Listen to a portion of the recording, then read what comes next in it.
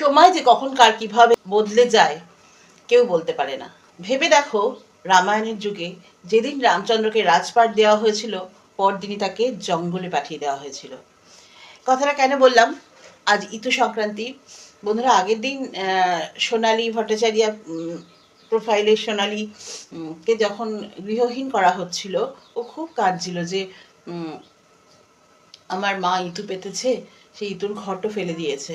খুব কষ্ট লাগছিল, কারণ আমার বাপের বাড়িতেও ইতু আছে, আমার শ্বশুর বাড়িতে ইতু নেই।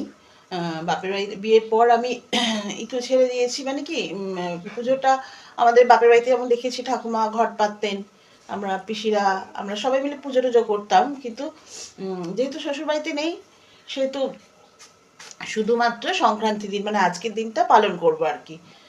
ঘট পাতি না, শ্বশুরবাড়িতে তো নেই, কিন্তু ইতুর ছাড়তে নেই, অন্তত সংক্রান্তিটা পালন করতে হয়। তো ছোটবেলা থেকে ইতুর সাথে একটা ভীষণভাবে আবেগ জড়িয়ে আছে, তো খুব কষ্ট লাগছিল শুনে। দেখো সময় কিরমভাবে পরিবর্তিত হয়, ওই জন্য বলি না, যারা ভালো সময়ের মধ্যে দিয়ে চলছো তারা অহংকার করো না। কখন যে সময় কাকে কোন রূপ দেখাবে কেউ বলতে পারে না। আজকে ইতু সংক্রান্তির দিন ওরা কিন্তু ওদের মানে ওদের বাড়িটা ফিরে পেয়েছে। কালকে দেখলাম ওদের ভিডিওতে যে ওরা ওদের বাড়ি ফিরে পেয়েছে, মানে গতকাল ওরা বাড়িটা ফিরে পেয়েছে, খুব আনন্দ করছে। কাজে মানুষের জীবনে সময় খারাপ ভালো বিভিন্ন কারণে আসে। হ্যাঁ, মানুষের কার্মিক প্যাটার্ন যেরকম হয় সেই অনুযায়ী মানুষের সময় খারাপ ভালো আসে। সময় চক্র তো ঘুরতেই থাকে, কার জীবনে কখন কি চলে আসবে কেউ জানে না। ওই যে বললাম যে রামচন্দ্রকে আজকে রাজপাট দেওয়া হয়েছিল, পরের দিন তাকে অরণ্যে পাঠিয়ে দেওয়া হয়েছে।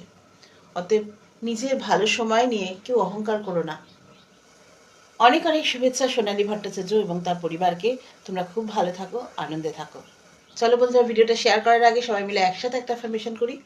We are healthy, wealthy and perfect.